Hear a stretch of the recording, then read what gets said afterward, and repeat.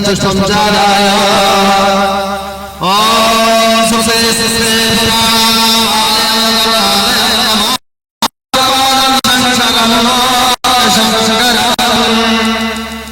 गंधपुष्पे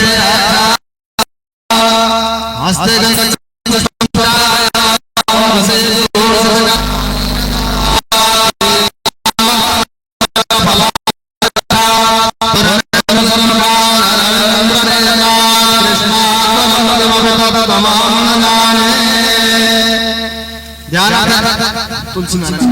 ओम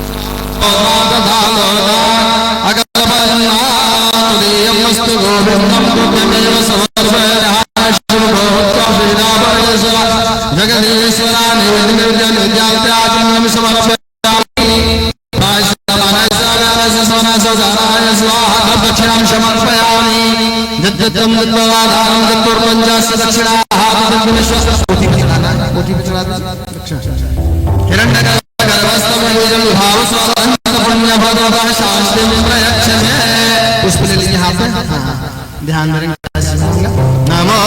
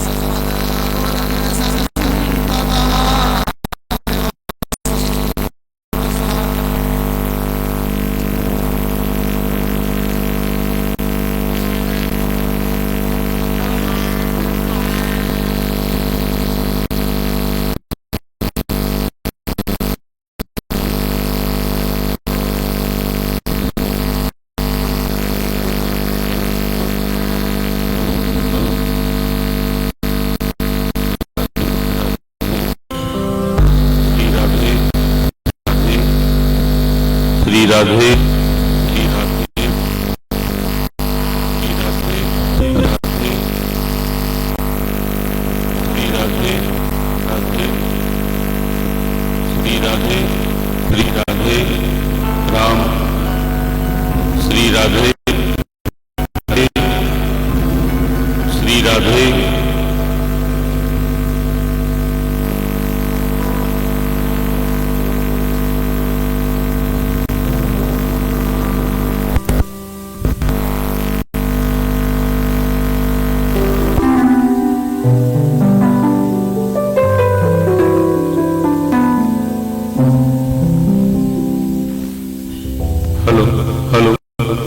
राधे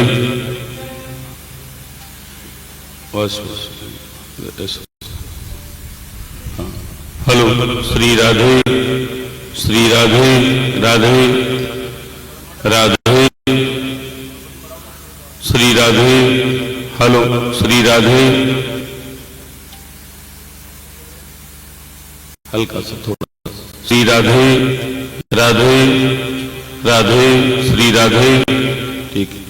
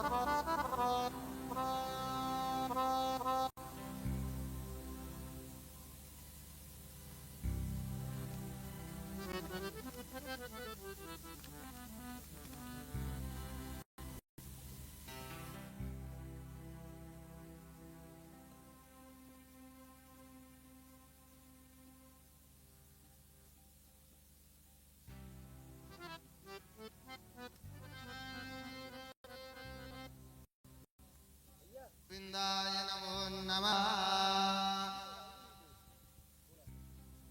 ओम ब्रह्मणो ब्रह्मवर्चसी जायतां महाराष्ट्रे राजन्याः सूर एकव्यो दिव्याधि महारथो जायतां लोकेन नडवानांसु सप्ते प्रदर्जोगा विष्णुरथिष्ठाशवेयो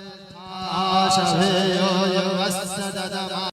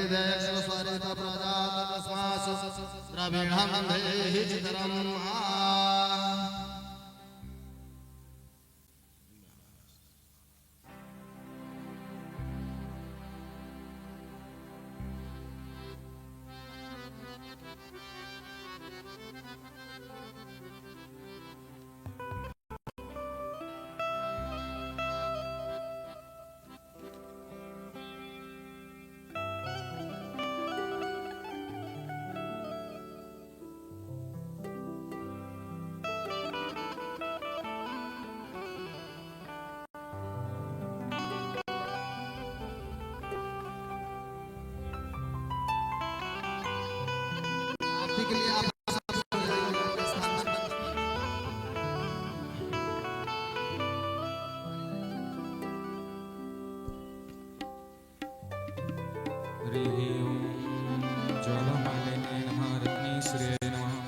ओम चंद्रमा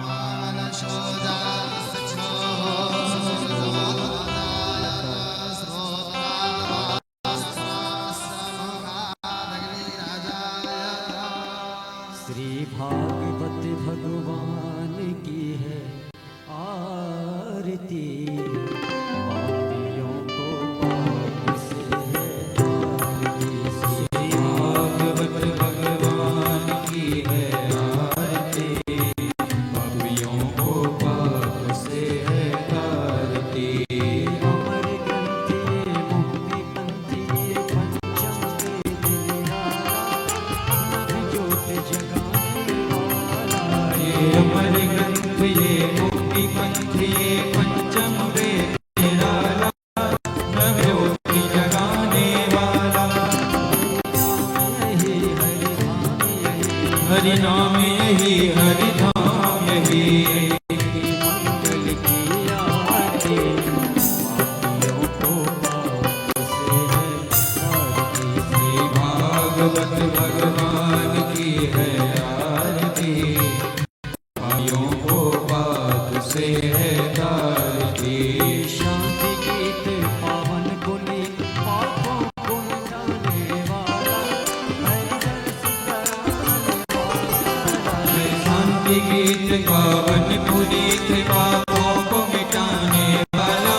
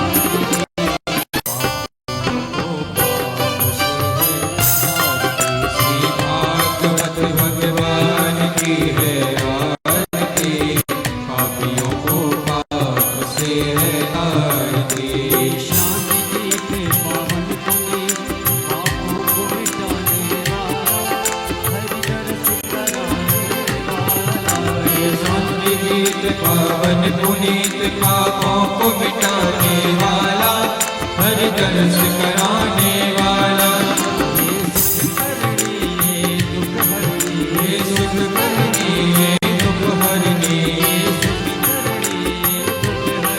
सुख करनी ये दुख हरनी,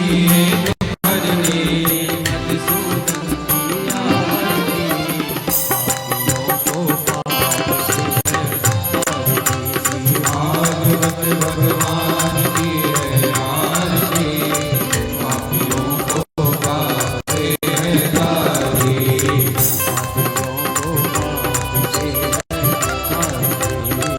पापियों को गाते हैं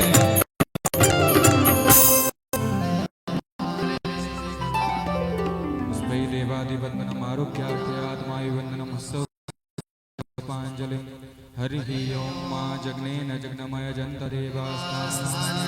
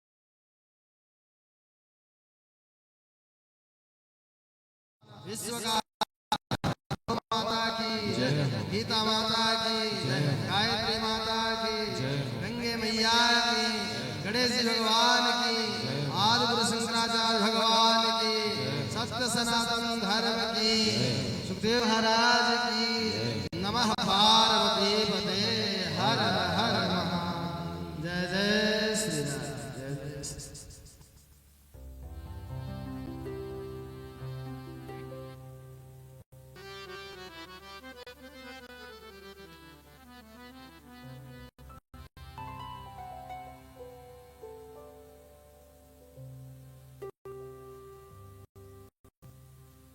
सभी भक्तों से अनुरोध है कृपया अपने स्थान पर विराजमान हो जाएं।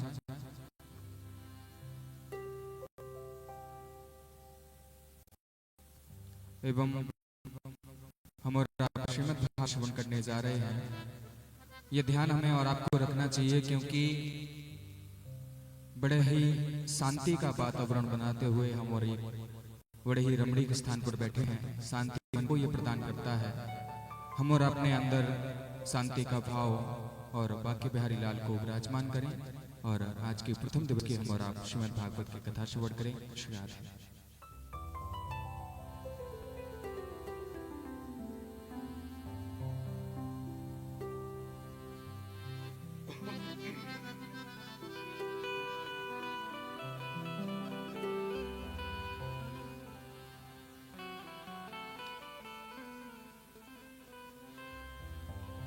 ध्येयं सदा परिभवग्नमभीष्टदोहम्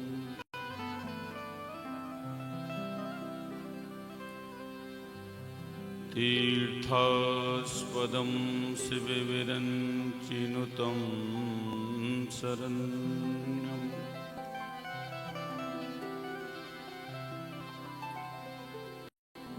वृत्यार्तिहं प्रणतपालभवाब्धिपौतम् वन्दे महापुरुषते चरणारविन्दम्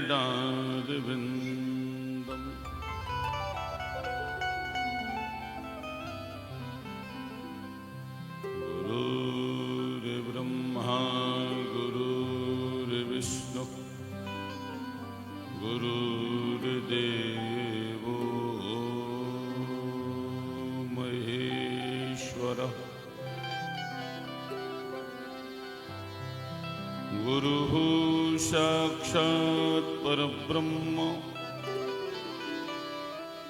तस्मै श्री गुरुवे नमः।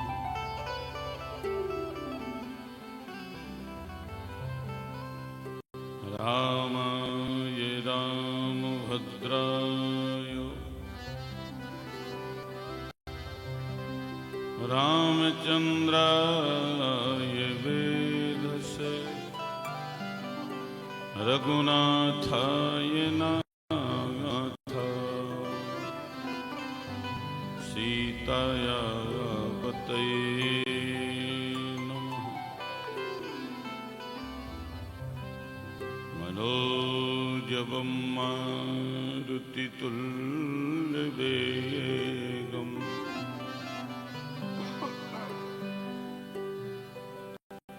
जितेन्द्रियं बुद्धिमतां वरिष्ठम् वातात्मजं वानरयूथमुख्यम् श्रीरामदूतमुसर्गं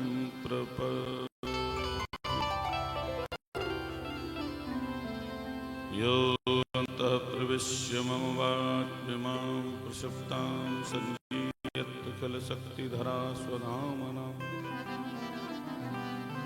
अन्यास्य हस्तचरणश्रवणत्वगादीन् प्राणान्नमो भगवते पुरुषाय तुभ्यम्।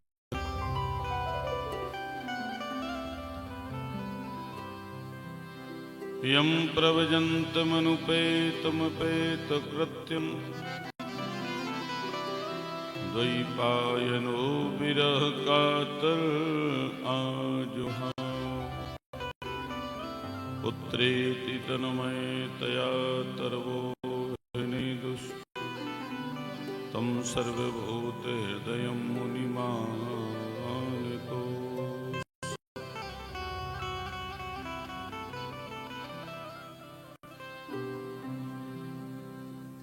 नारायणं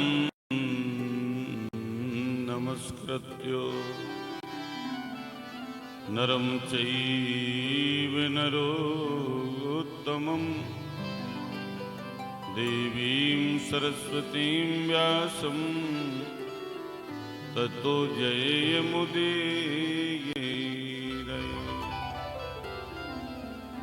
कृष्णाय वासुदेवाय हरये परमात्मने प्रणतक्लेशनाशाय गोविन्दाय नमो नमः। राधा मेरी माँ तो है, पिता मेरे घनश्याम, इन दोनों के चरण में सुबारंबार दीन के दुख हरत हो तुम हो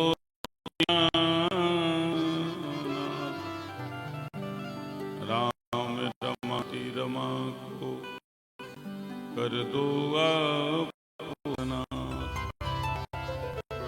बोलो वृंदावन बिहारी लाल की, बोलिए राधा रानी की।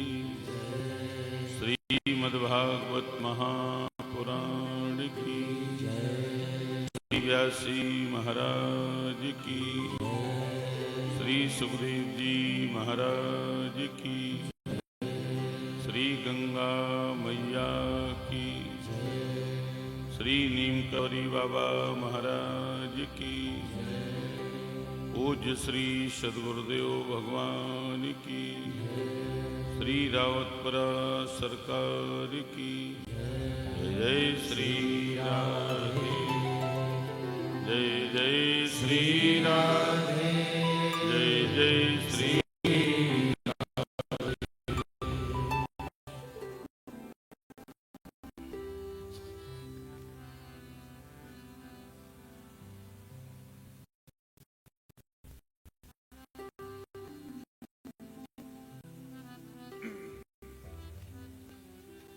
परम मंगलमय श्री ब्रजेंद्र नंदन बाल कृष्ण लाल की वांगमयी प्रतिस्वरूपा श्रीमद्भागवत सप्ताह ज्ञान यज्ञ के अंतर्गत आप लोग आज श्री कनक भवन वैदिक प्रतिष्ठान के तत्वावधान में चल रहे भागवत भूमि में गंगा तट पर चल रहे श्रीमद् भागवत सप्ताह यज्ञ में प्रथम दिवस की कथा में सहभागी बनने जा रहे हैं। मन को विशुद्ध करने वाली इस पुण्य सलीला में भाव और प्यार से मज्जन पान करते हुए अपने हृदय को रसार्थ करें। भगवान की मंगलमयी कथा का अपने जीवन को कृतार्थ करें। इस कथा के लिए हमारे बड़े परम स्नेही इस कनक भवन वैदिक प्रतिष्ठान के जो आचार्य हैं श्री अंकज कुमार भारद्वाज जी, इन्होंने बड़ा आग्रह किया, बड़ा जिद भी की। हमने कहा मेरे पास कोई समय नहीं होगा, नहीं है इस समय में आपको कथा करनी ही पड़ेगी। कल मेरी कथा विश्राम हुई है युग झांसी में, 17 को यहाँ विश्राम लेगी, 18 से फिर द्वितीया प्रारंभ हो जाएगी। तो ये मैं ये मानता हूँ, मैं अपने जब ये अड़ गए तो प्रेम में नेम नहीं रहता है। तो हमने कहा चलो ठीक है, इस बहाने आप लोगों का भी यहाँ दर्शन किया। और इस कथा के जो सुधी श्रोता है, मुख्य यजमान है, सौभाग्यशाली यजमान है श्रीमती कस्तूरी देवी ओम प्रकाशी, श्रीमती चंद्रकांता एवं संयुक्ता, श्री विजय कुमारी एवं असुर वेद एवं समस्त परिवार दिल्ली, ये सौभाग्यशाली यजमान है। एक बात मैं आपको बताऊं, आप लोग सौभाग्यशाली क्यों हैं? एक होती है कृपा और एक होती है अति कृपा। कृपा में और अति कृपा में बड़ा अंतर होता है। पहले ये समझ लें कि कृपा क्या है और अति कृपा क्या है। जैसे हम जगह जगह घरों में जाते हैं तो लोग कहते हैं महाराज घर का एक मकान ये बना है, एक कोठी दिल्ली में बनी है, एक मुंबई में बनी है, 2 बेटियां, दोनों बेटियों का विवाह हो गया, अच्छे घरों में पहुंच गई, 2 बेटे, 2 फैक्ट्रियां घर में, दोनों बेटों ने संभाल लिया। हल्का सा थोड़ा सा कृपा है, इसे कहते हैं कृपा। पर अति कृपा क्या है? अति कृपा ये है कि जिस दिन मन ये करने लगे गंगा घाट पर बैठ करके भागवत भूमि में बैठ करके हम श्रीमद् भागवत की कथा अपने परिवार के सहित सुने, और जिस दिन कथा सुनने का सौभाग्य प्राप्त हो जाए तो समझो ये भगवान की अति कृपा है। से अति कृपा अति हरि कृपा जाए पर होई, पांव देही मार्ग सोई। अध्यात्म पथ के पथक वही लोग सके जिनके ऊपर भगवान की बड़ी विशेष कृपा होती।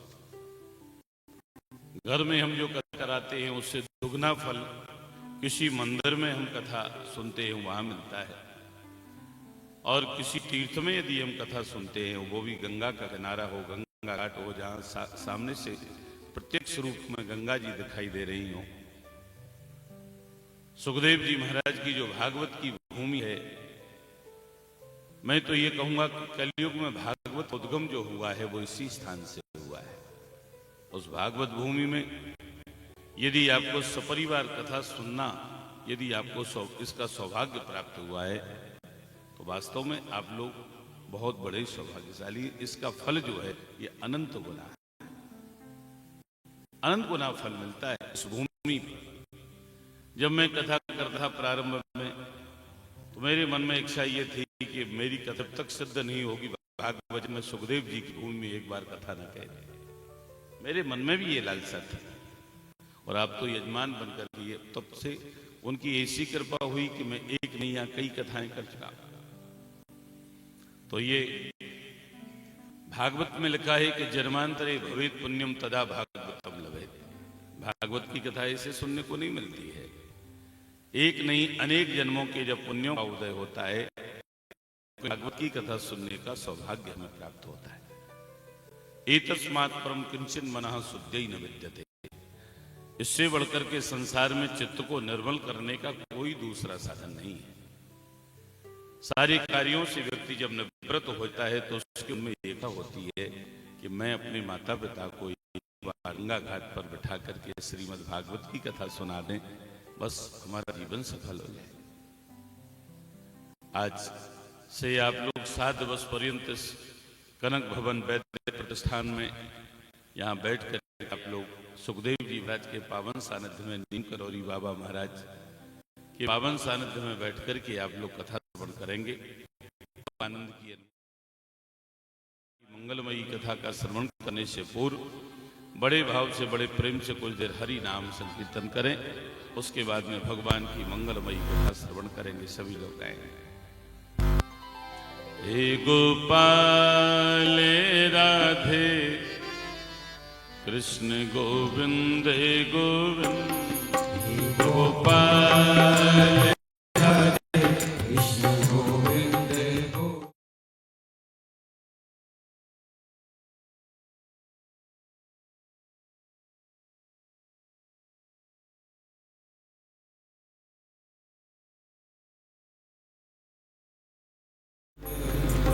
गोविंद गोविंद कृष्ण गोविंद गोविंद, कृष्ण गोविंद गोविंद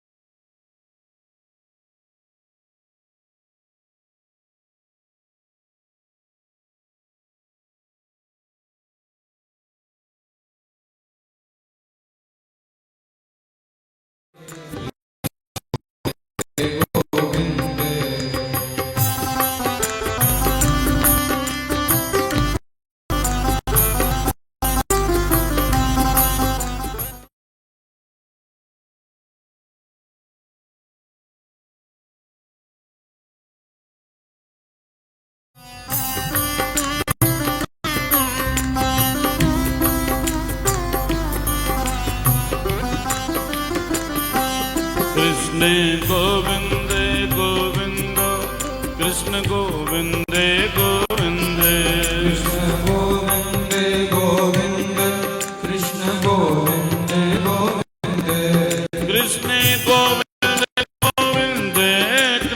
कृष्ण गोविंद गोविंद, कृष्ण गोविंद गोविंद कृष्ण गोविंद गोविंद, हे गोपाल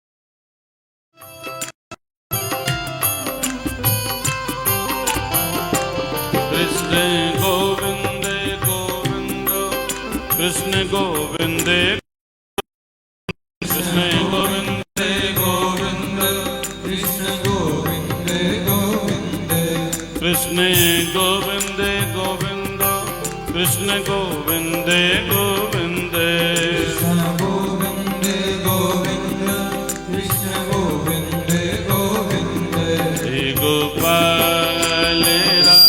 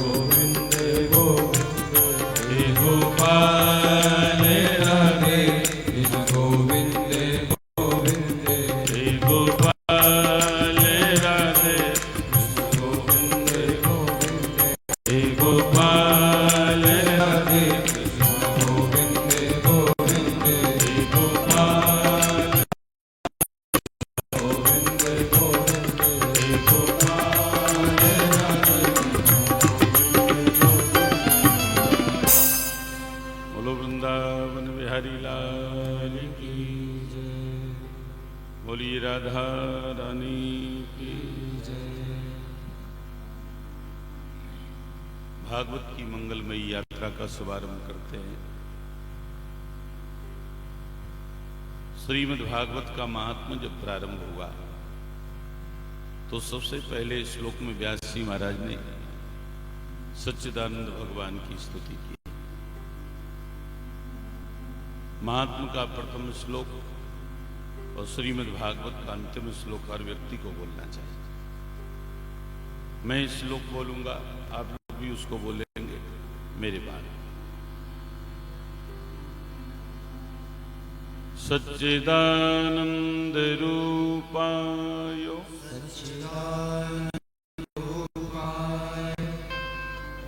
विश्वोत्पत्त्यादि हेतवे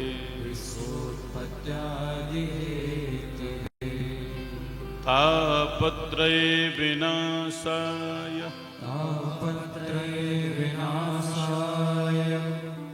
श्री कृष्णाय वयं नमः।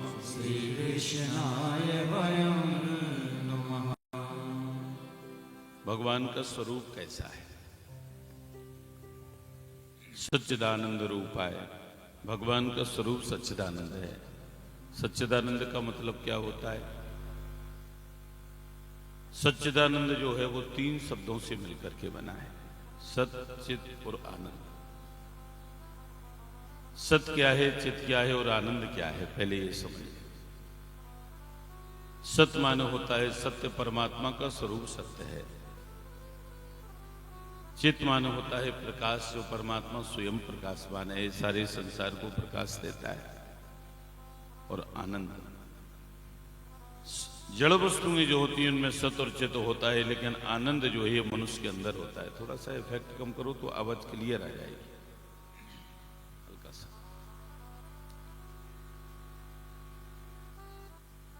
आनंद किसे कहते हैं? यदि हम आनंद की व्याख्या करने लग जाएं तो ऐसी कमरे में गद्दे पर विश्राम करने को हम आनंद नहीं कह सकते। करोड़ों की संपत्ति कमा करके हम बैंक बैलेंस करके रख ले, इसे भी आनंद नहीं कहा जा सकता है। पर आनंद है कि आनंद किसे कहते हैं? यदि आनंद के बारे में आपको विस्तृत जानकारी करना है तो आप तैत्तरीय उपनिषद पढ़िए। तैत्तरीय उपनिषद में आनंद के प्रकार बताए हैं कि आनंद कितने प्रकार के होते हैं। कई प्रकार के होते हैं। मुख्य रूप से आनंद जो है ये दो प्रकार का होता है। एक होता है साधनजन्य आनंद और एक होता है सिद्धि आनंद। अब साधनजन्य आनंद क्या है और स्वयं सिद्धि आनंद क्या है? साधनजन्य आनंद मतलब जो आनंद हमको साधनों के द्वारा, विषयों के द्वारा मिलता है। और ये आनंद जो है स्थायी नहीं है, टिकने वाला नहीं है। जब तक साधन उपलब्ध रहता है तब तक ये आनंद हमें मिलता है। साधन खत्म तो आनंद खत्म। जैसे आप लोग एसी हॉल में बैठे हुए, ये एसी जो लगे हुए ये गर्मी से राहत पाने का एक साधन है। एसी हो, कूलर हो, पंखा हो, जब तक ये चलते रहते हैं तब तक हम बड़े आनंद में बने रहते हैं। अगर इनको बंद कर दिया जाए तो फिर हम पसीना पसीना हो जाए। तो ये आनंद कब तक रहा? जब तक ये साधन रहा। साधन खत्म तो आनंद खत्म। अंधेरा जब होता है तो हम उसके लिए बिजली का बल्ब जलाते हैं, ट्यूब जलाते हैं, उसके प्रकाश में एक दूसरे को देख लेते हैं, पुस्तक भी पढ़ लेते हैं। और यदि उसको बंद कर दिया जाए तो फिर ना हम देख पाते हैं, ना पुस्तक पढ़ सकते हैं, ना किसी वस्तु को ढूंढ सकते हैं। तो मेरा कहने का तात्पर्य ये है कि ये जो आनंद है ये साधनजन्य आनंद है, साधनों के द्वारा प्राप्त होने वाला आनंद है। ये स्थायी नहीं है। साधन खत्म, आनंद खत्म। पर स्थायी आनंद क्या है? स्वयं सिद्धि आनंद, जो योगियों को प्राप्त होता है। योगी लोग जंगल में रहते हैं, कंदराओं में रहते हैं, पेड़ के पके हुए पत्तों का सेवन करते हैं, जल से, वायु से निर्वाह करते हैं। हमारी जैसी भौतिक सुख सुविधाएं उनके पास में कुछ नहीं है। न ठंडी हवा के लिए कोई एसी कूलर है, न ठंडा पानी पीने के लिए कोई फ्रिज है, न मनोरंजन के लिए कोई टीवी है। फिर भी वो ऋषि मुनि हम लोगों से ज्यादा आनंद में रहते हैं। बद्रीनाथ धाम में मैं कई बार कथा करने गया। अभी हमारे टायर वालों ने जब मेरी कथा करवाई, शंकराचार्य मठ में मेरी कथा हुई, तो वहां पर कथा जो साधु संत ऋषि मुनि कभी बाहर नहीं निकलते, लेकिन कथा सुनने के लिए अपनी अपनी कंदराओं में से निकल करके ऐसे सामने आकर के बैठ जाते थे, कथा श्रवण करते। पर वो हमसे कहते कि महाराज जी आप मेरी कुटिया पर आए। तो कुटिया पर कैसे जाएं, वो तो ऐसा दुर्गम रास्ता, वहाँ कोई रोड नहीं बना, कुछ नहीं बना, बस आपको ये किसी पर्वत के ऊपर आपको ये ध्वज लगा हुआ दिखाई दे जाएगा, तो आप उसे देख के समझ जाएंगे यहाँ कोई संत रहता है। मैं एक आध बार वहाँ गया, एक आध दो संतों का मैंने दर्शन किया, तो देखा वहाँ व्यवस्थाओं का कितना अभाव है। लेटने के लिए पूरे पैर करके लेट भी नहीं सकता वो संत, ऐसी जगह बैठ करके वो तपस्या कर रहा है। कितना ग्लेशियर पड़ता है, कोई व्यवस्था नहीं है, फिर भी वो वहां रहते हैं। यदि उनको आनंद नहीं मिलता तो क्या वो उस कंदरा में वहां पर रहते? नहीं, वो भजनानंद में मस्त है। तो ये जो आनंद है ये स्वयं सिद्धि आनंद, योगियों को प्राप्त। हम लोग आनंद की खोज में भटकते हैं, नारी देह धन संपत्ति इत्यादि में आनंद खोजते हैं, जबकि आनंद मनुष्य के अंदर होता है, हर व्यक्ति के अंदर आनंद है। अब इस आनंद को हमें अपने जीवन में कैसे प्रकट करना है, यह हमें श्रीमद् भागवत शास्त्र सिखाता है। सच्चिदानंद रूपाय विश्वोत्पत्त्यादि हेतु, वो जो विश्व की उत्पत्ति करते हैं ब्रह्मा बन के, विश्व का पालन करते हैं विष्णु बन के। भगवान विष्णु विश्व के पालनहार हैं। संसार में कोई व्यक्ति कुछ करे या न करे, भगवान भूखा किसी को नहीं सुलाता है, एक वक्त की रोटी भगवान हर किसी को देता है। आप लोगों ने देखा होगा फुटपाथ पर जो लोग रहते हैं, घर परिवार का वो लोग भूखे नहीं सोते हैं, कोई दान दाता करके उनको चाय पिला जाता है, कोई भोजन जाता है, कोई उनके ऊपर कम डाल जाता है। आप यहीं से देख लिए, इस कनक भवन वैदिक प्रतिष्ठान के ओर से यहाँ नित्य अन्न क्षेत्र चलता है। अन्न क्षेत्र चलना कितनी बड़ी बात है, इसमें टाइम की बड़ी पंक्चुअलिटी होती है, कितनी जिम्मेदारी होती है। और इस तीर्थ क्षेत्र में कोई भी व्यक्ति भूखा नहीं रह सकता है। जिसे कहीं भोजन न मिले वो आकर के यहाँ आ जाए, कनक भवन में आ जाए और उसे यहाँ भोजन मिले, इसकी व्यवस्था है। ये उस परमात्मा की व्यवस्था है, इसीलिए उसे विश्व का पालनहार कहा गया है। परमात्मा जो है वो विश्व का पालनहार है। संसार में कोई व्यक्ति कुछ न करे, लेकिन फिर भी उसे एक वक्त की रोटी मिलेगी।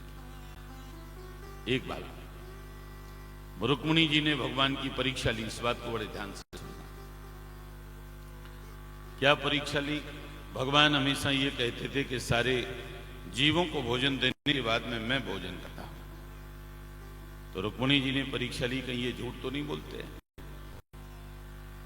एक दिन क्या हुआ कि सुबह रुक्मिणी जी जागी, तो जाग करके उन्होंने देखा पृथ्वी पर एक रेंगती हुई चींटी जा रही है। उस चींटी को पकड़ लिया और चींटी को पकड़ करके एक खाली डिब्बी में बंद कर दिया, उसका ढक्कन लगाया। दिन भर चींटी बंद बनी रही, उसे खाने पीने के लिए कुछ दिया ही नहीं गया। भगवान जब भोजन करते थे, भोजन का थाल लेकर के रुक्मिणी जी पहुंची, कहा स्वामी भोजन करो। भगवान ने भोजन कर लिया और जैसे ही भगवान भोजन किए तो रुक्मिणी जी को हंसी आ गई। रुक्मिणी जी हंसने लगे। भगवान कहते हैं रुक्मिणी तुम क्यों हंसी? रुक्मिणी जी कहने लगी ऐसे ही, नहीं नहीं, कुलवती नारी जो होती है वो बिना कारण के कभी हंसती नहीं। कुलवती स्त्री जो होती है अकारण नहीं हंसती, बिना कारण नहीं हंसती। तुम्हारी हंसी में रहस्य है, तुम बिना कारण के कभी हंसती ही नहीं हो। कोई ना कोई रहस्य तो है जो तुम हंसी हो, बताओ तुम क्यों हंसी? रुक्मिणी जी कहने लगी आप जानना चाहते हैं मैं क्यों हंसी? हाँ। तो कहा पहले ये बताओ क्या संसार के सारे जीवों ने भोजन कर लिया? भगवान कहते हैं हाँ। कोई भूखा नहीं है? कहा ना। अरे मेरा सिद्धांत है कि सबको भोजन देने के बाद ही तो मैं भोजन करता हूं। तो रुक्मिणी जी कहने लगी आप झूठ बोलते हैं, मैंने आज आपकी परीक्षा ली। कैसे? सुबह होते ही मैंने एक चींटी को पकड़ करके इस डिब्बी में बंद किया। दिन भर से ये चींटी बंद है, इसे खाने पीने के लिए कुछ नहीं दिया और आपने भोजन कर लिया। भगवान कहने लगे नहीं रुक्मिणी, ये नहीं हो सकता कि इस चींटी को भोजन न मिला हो और मैंने भोजन कर लिया। कहा नहीं, मैंने कुछ रखा ही नहीं। कहा जरा डिब्बी खोल करके देखो। और जैसे डिब्बी का ढक्कन खोल करके देखा तो वो चींटी एक चावल के दाने को चुग रही। अब रुक्मिणी जी आश्चर्य में पड़ गई, कहने लगी स्वामी ये चावल का दाना आया कहां से? भगवान कहते हैं अभी नहीं, अब बढ़िया लग रहा। अच्छा नहीं, अभी मत लगा, इससे माइक भी डिस्टर्ब होगा, रखवा दे।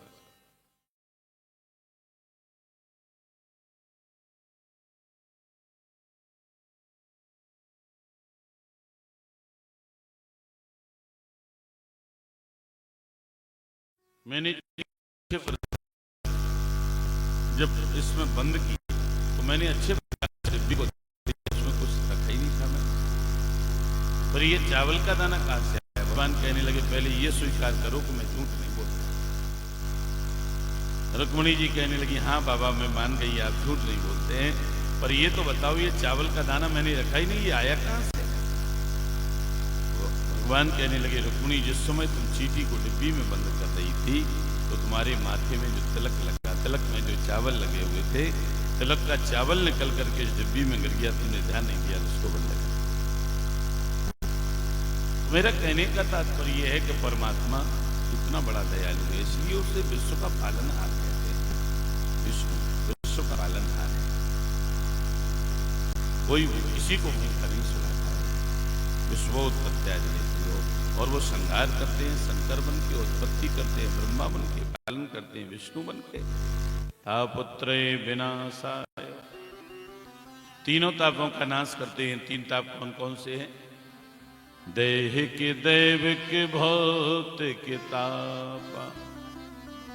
दैहिक दैविक और भौतिक ये तीन ताप होते हैं। तीनों तापों का नाश करते हैं कौन? सच्चिदानंद भगवान। ऐसे सच्चिदानंद भगवान हम सभी लोग मिलकर के प्रणाम करते हैं। श्री कृष्णाय वयम नमः। यहां बहुवचन का प्रयोग किया है, हम सभी लोग मिलकर के प्रणाम। दूसरे श्लोक में सुखदेव जी महाराज की वंदना की गई। आज आप मंदिर में जब पूजन करने के लिए गए थे, सुखदेव बाबा के सामने जब पोथी रखा तो उस समय का दृश्य जो था, मैं इतना गदगद हो गया कि आप लोग कितने सौभाग्यशाली हैं कि उस भूमि पर इस पोथी को रख करके वहां पूजन करके आए। वहां भी जो आचार्य जी थे उन्होंने यही मंत्र बोला, यम प्रवजन्तमनुपेतमपेत कृत्यम द्वैपायनो विरह कातर आजुहाव पुत्रेति तन्मयतया सर्वोऽभिनेदुः हम सर्वभूत हृदय मुनिमानितो। सच्चिदानंद भगवान की स्तुति करने के बाद में सुखदेव जी महाराज की स्तुति है। सुखदेव जी महाराज को मैं प्रणाम करता हूं। गृह कार्य को छोड़कर के संन्यास के लिए जाने के समय जिन सुखदेव जी महाराज को उनके पिता व्यास जी ने हा पुत्र कह करके बहुत पुकारा, लेकिन वो वापस नहीं लौटे, तो सब प्राणियों को आत्मस्वरूप समझने वाले सुखदेव मुनि को मैं प्रणाम करता हूं। नैम से सूतमासीनम अभिवाद्यम मतिम कथामृत रसा स्वाद कुशल सौनको प्रवी। नैम से सूतमासीनम अभिवाद्य महाम। नैमिषारण्य तीर्थ में हजारों ऋषियों का ब्रह्म सत्र हुआ। एक बात मैं आपको बताऊं कि नैमिषारण्य तीर्थ जो है, नैमिष तीर्थ जो है, इसकी एक नहीं कई विशेषताएं हैं। नैमिष तीर्थ जो है ये सतयुग का तीर्थ है। नैमिषारण्य में ललिता जी का सत्य, नैमिषारण्य में ही मनु शत्रुपा जी ने तपस्या, नैमिषारण्य में ही भगवान राम को लव कुश ने राम कथा सुनाई। नैमिषारण्य ही पितृतीर्थ है, नैमिषारण्य ही चक्र तीर्थ है। पितृतीर्थ का मतलब जैसे हम लोग ये जानते हैं कि गया जी में जाकर के पिंडदान करने से पितरों को मुक्ति मिलती है, हम लोग गया जी को पितृतीर्थ मानते हैं, लेकिन नैमिषारण्य हमारे भारतवर्ष में एक नहीं 3 पितृ की, तीनों जगह पिंडदान करने से पितरों को मुक्ति मिलती है। तो 3 पितृतीर्थ कौन कौन से? बद्रीनाथ धाम, गंगा के किनारे, ब्रह्म कपाल, ये पितृतीर्थ है। गयासुर जो था ना, उसका सर जो था वो बद्रीनाथ धाम था, इसलिए वो पितृतीर्थ हुआ। और उसका जो पेट है वो नैमिषारण्य में, नैमिषारण्य भी पितृतीर्थ हुआ। नैमिषारण्य का तो ये वर्णन आता है कि आप वहां पिंडदान नहीं कर सकते तो मत करिए। यदि आप किसी ब्राह्मण को भोजन करा देते हैं, ब्राह्मण को तृप्ति दिला देते हैं, उसे भोजन करा के तृप्त कर देते हैं,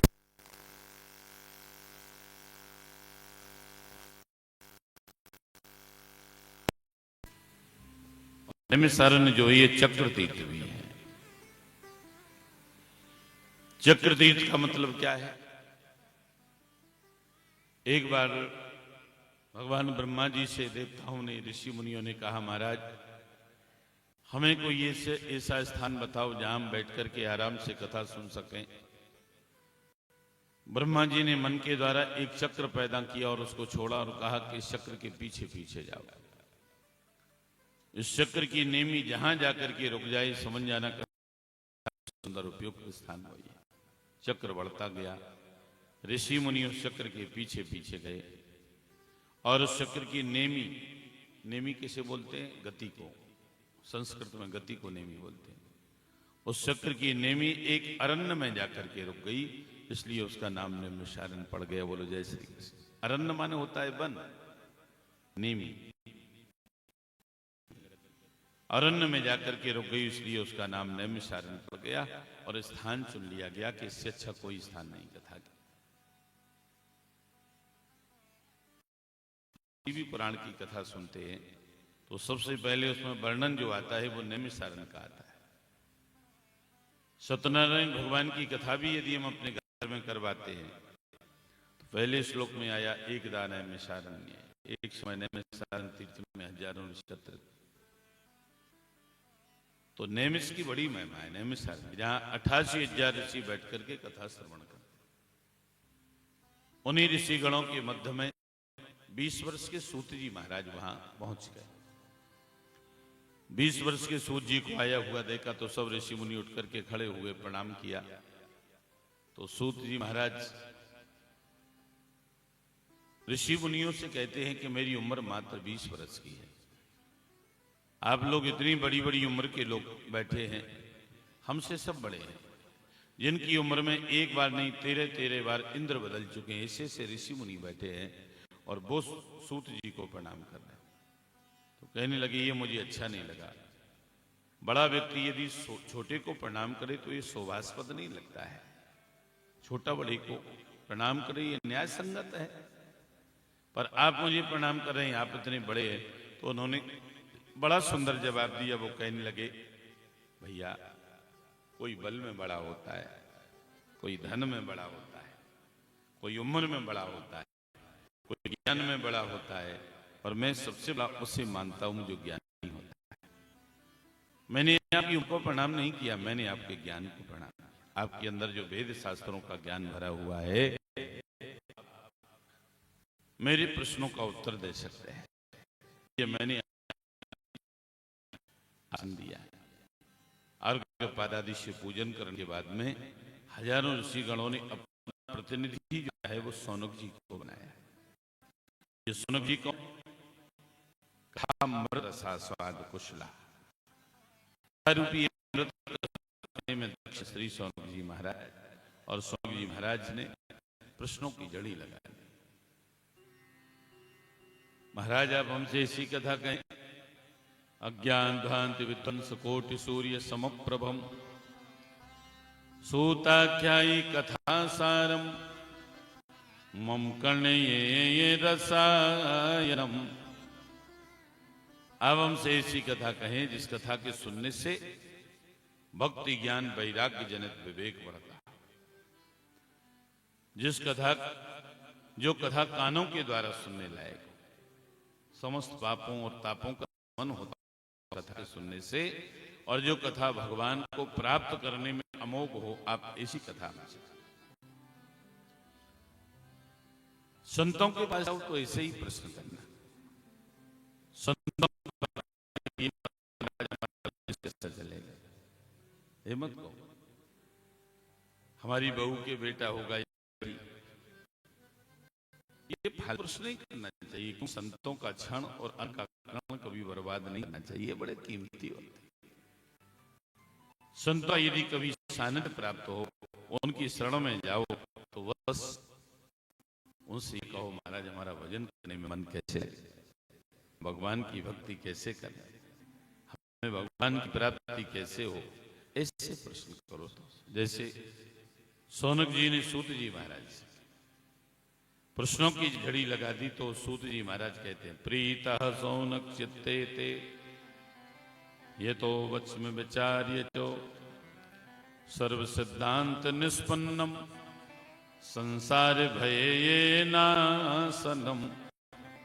हे सौनक तुम्हारी चित्त में प्रेम है, इसलिए आज मैं तुमसे संसार भय नाशक उपाय कहता है। हमारा जीवन क्या है, हम और आपका जीवन क्या है? हम लोग काल ब्याल मुखग्रास्त्रास्त्रासो हेतु वे काल रूपी अजगर सांप के मुंह का ग्रास बने हुए बैठे। हमारा जीवन कब तक सुरक्षित है? जब तक इस काल रूपी सर्प ने अपना मुख खोल रखा है।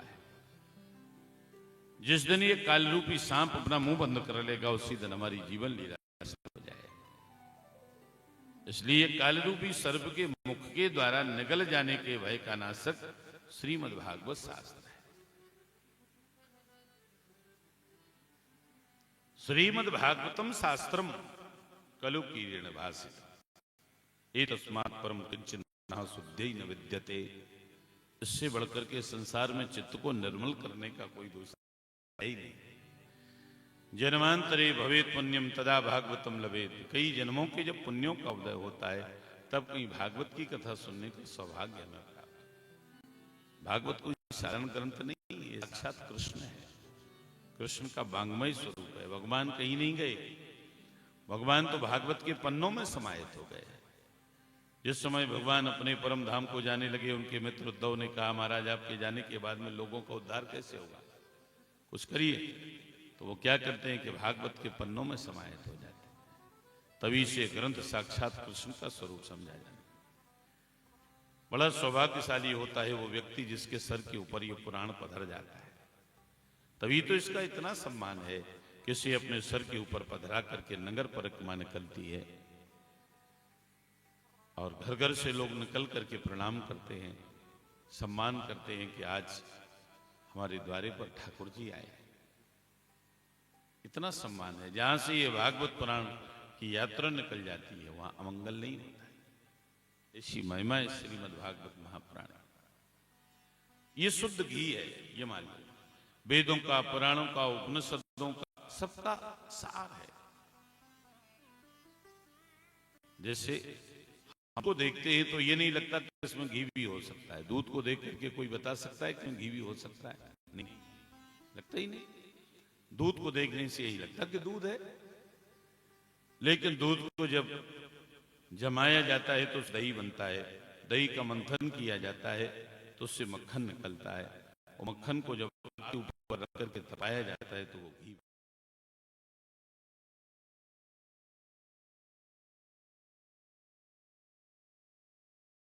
सौ 20-30 ग्राम घी से मिलेगी, क्योंकि वो उसका सार बनता हुआ चला था। ये सार है भागवत महापुराण, सबका सार है। गन्ने के आदि मध्य अंत में शर्करा व्याप्त है, शक्कर है, लेकिन वो उतना मीठा नहीं होता है गन्ने का रस। जब गन्ने को के रस को एक प्रक्रिया से जब उसकी शक्कर बनाई जाती है तो वो ज्यादा मीठी होती है।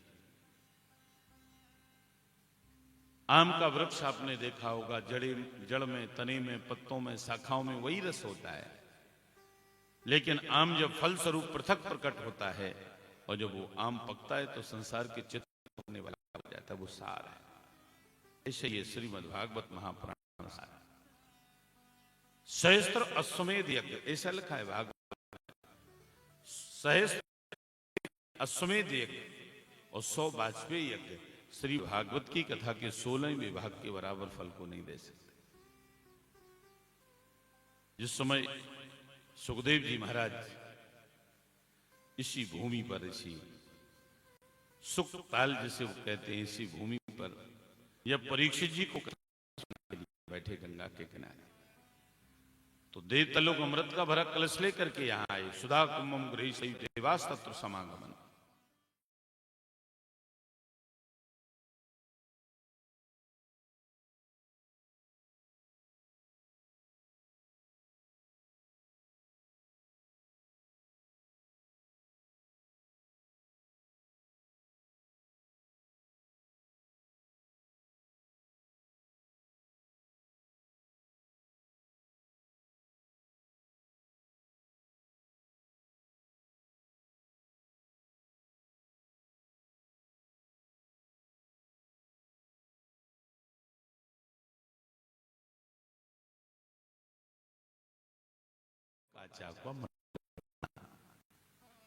कहां कांच और कहां उत्तम मणि। मणि की तुलना यदि उन्होंने देवताओं को अभक्त समझ करके उन्होंने कथा रूपी अमृत नहीं दिया, परीक्षित जी को कथा सुनाई। 7 दिन कथा सुनने के बाद परीक्षित का मोक्ष हो गया, और जब परीक्षित का मोक्ष हो गया तो ब्रह्मा जी को आश्चर्य हुआ, जिस व्यक्ति की अकाल मृत्यु होती है उसका मोक्ष नहीं होता है, और इसकी अकाल मृत्यु हुई, इसका मोक्ष कैसे हो गया? इस भागवत की कथा श्रवण करने से, इस पुराण की कथा श्रवण करने से। तो उन्होंने की एक पल्ले पर श्रीमद् भागवत शास्त्र को रखा और एक पल्ले पर अन्य मोक्ष के साधनों को रखा। जब तौला गया तो वजन में श्रीमद् भागवत भारी हुआ, अन्य जितने भी मोक्ष के साधन थे वो सफल। तो ये ग्रंथ जो है ये साक्षात कृष्ण का स्वरूप है। एक बात मैं आपको बताऊं, ऐसे सुनने को नहीं मिलती। भागवत सुनने के लिए 3 का होना जरूरी है: इच्छा, यत्न और अनुग्रह। इच्छा भी होना चाहिए कि हमें भागवत की कथा सुनना है, कोई हमें कथा सुना है, फिर उसके लिए प्रयत्न करना चाहिए कि हम कैसे सुने, इसकी व्यवस्थाएं कैसे जुटे। ये 2 चीजें के हाथ में। यदि आपने ये 2 चीजें कर ली, इच्छा कर ली और यत्न कर लिया, तो ठाकुर जी का अनुग्रह फिर अपने आप प्राप्त हो जाएगा। और जब अनुग्रह प्राप्त हो जाएगा तो आपको सुख ताल में आपको कथा सुनने को मिलेगी।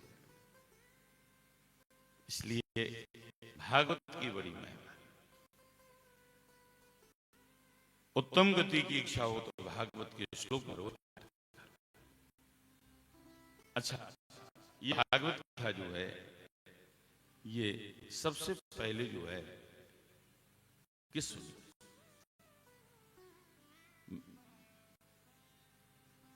और किसने सुनाई? ये भागवत की कथा सबसे पहले सनत कुमार ने नारद को सुनाई। यद्यपि ये कथा वो अपने पिता ब्रह्मा जी से सुन चुके थे, फिर भी कुमारों ने ये कथा उनको सुनाई। तो यहाँ एक प्रश्न उठता है कि सनत कुमार कहीं ज्यादा आते जाते नहीं है और नारद जी कहीं एक जगह रुकते नहीं। तो इतनी बड़ी भागवत की कथा सनत कुमारों के मुख से नारद जी ने एक जगह बैठ करके कैसे सुन ली? तो कहा एक दातु विशालायाम चत्वारि ऋषयो मला सत्संगार्थम समायातो दद्रसुस्तत्र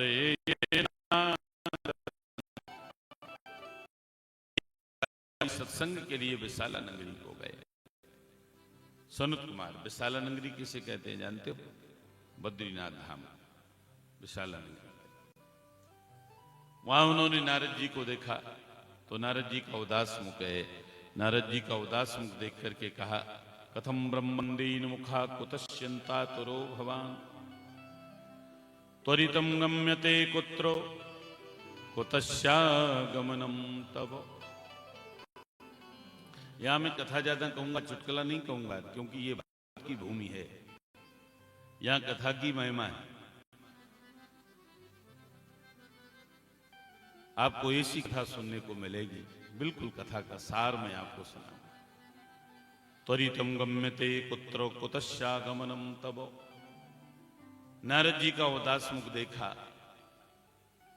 तो सनत कुमार कहते हैं कि नारद तुम्हारा उदास मुख क्यों है? आप जैसे वक्त के लिए बात उचित नहीं, आप भगवान के सबसे प्रिय वक्त हैं, ऐसा उदास क्यों तुम्हारा? आज तुम्हारी ऐसी स्थिति दे रही जैसे धन नष्ट हो जाने पर लोभी मनुष्य की जो स्थिति होती। लोभी व्यक्ति का यदि धन चला जाए तो उसकी क्या स्थिति होती है, उसे देखते ही बनती है। कामी है नार प्यार जी तो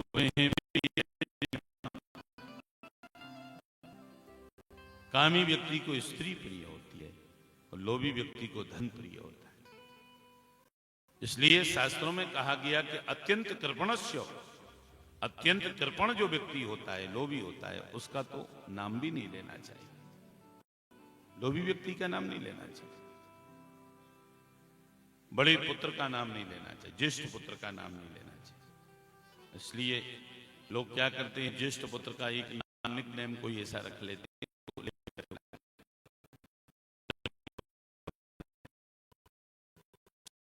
नाम नहीं लेना चाहिए।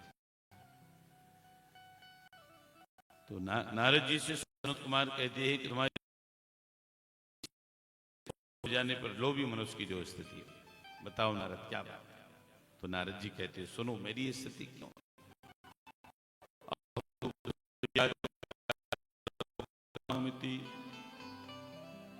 पुष्करम च प्रयागम च काशीम गोदावरीम तथा। मैं पृथ्वी को सर्वश्रेष्ठ समझ पृथ्वी पर भ्रमण करने के लिए गया। पुष्कर गया, प्रयाग गया, काशी गया, क्षेत्र, श्री क्षेत्र, रंग क्षेत्र इत्यादि क्षेत्रों में मैंने भ्रमण किया। मेरे को कहीं शांति, इसमें अधर्म के साथी कलयुग ने इस पृथ्वी को दबा दिया है।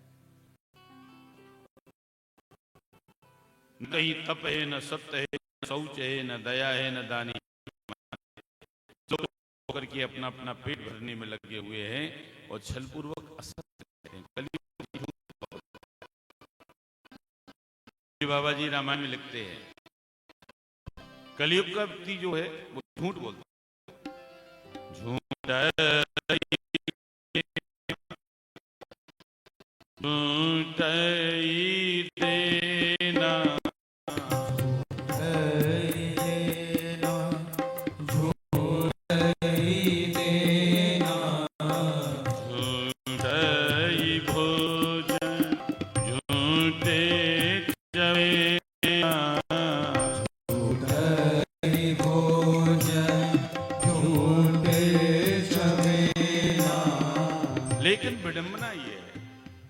जो झूठ बोलना नहीं जानता उसे नहीं माना जाता। झूठ बोल करके जो अपनी बात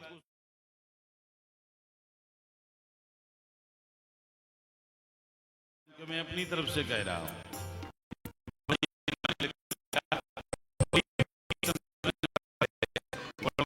झूठ बोल करके अपनी बात को सिद्ध कर देता है। कैसे?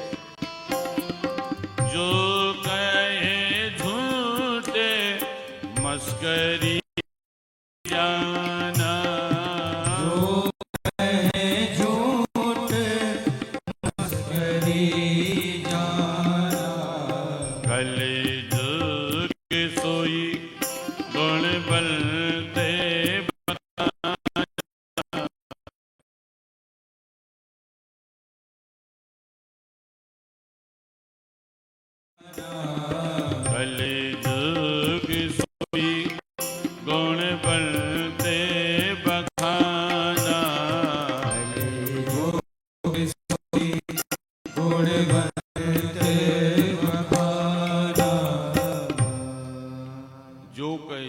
मस्करी जाना, कलयुग सोई गुणवंत बखाना। उस व्यक्ति को होशियार माना जाए।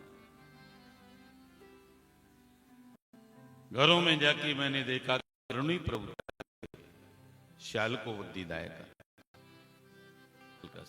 तरुणी प्रभुता के ही का स्वामित्व है, स्त्रियों की चलती है। तरुणी प्रभुता कहे। मैं इसका विरोध नहीं करता हूं कि स्त्रियों की चलती नहीं होना चाहिए, नहीं, स्त्रियों का मान होना चाहिए, सम्मान होना चाहिए, चलती होना चाहिए, लेकिन कहीं कहीं बहुत अति हो जाती, इतनी अति हो जाती यदि आप किसी व्यक्ति से कोई बात कहें और अगर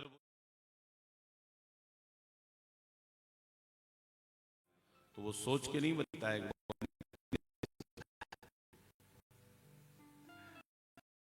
सोच के बताएगा, वो अपनी पत्नी से पूछ के बताएगा, इसलिए वो कह रहा है कि अब ये मैं समझ दो, हम सोच के। तो ये इसमें कोई बात नहीं, ये तो युग का प्रभाव है, होना ही है ऐसा तो इस युग में। तो तरुणी प्रभुता के